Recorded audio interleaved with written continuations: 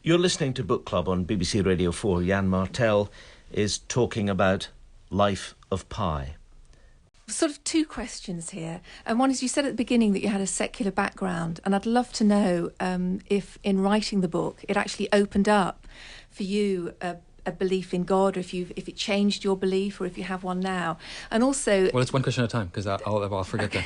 Absolutely. I mean, my background, as I said, was totally secular. Also, I'm from Quebec. I'm from French Canada, and Quebec went through a thing called the Quiet Revolution in the early 60s, where Quebec went from being the most backward religious province, patriarchal, sexist, it was a horrible place, to suddenly leaping forward and becoming the most secular province in Canada. And the whole province stopped going to church, priests left the church, and my parents were children of that revolution.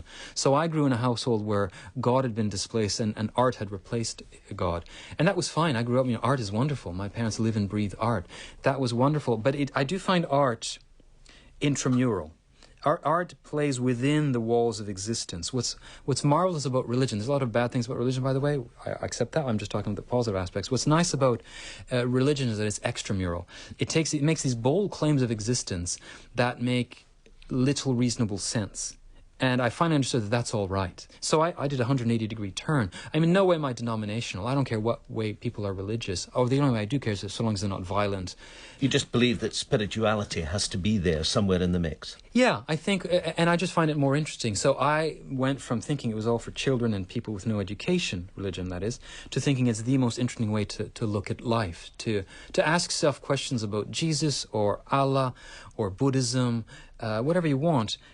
It's the most interesting way to read life. And whether you believe it or not is irrelevant. It's funny how agnostics, who say they can't prove it either way, well, shouldn't they spend half their time going to church and half their time not, to sort of explore both options? If you do that, I find the religious one just more interesting.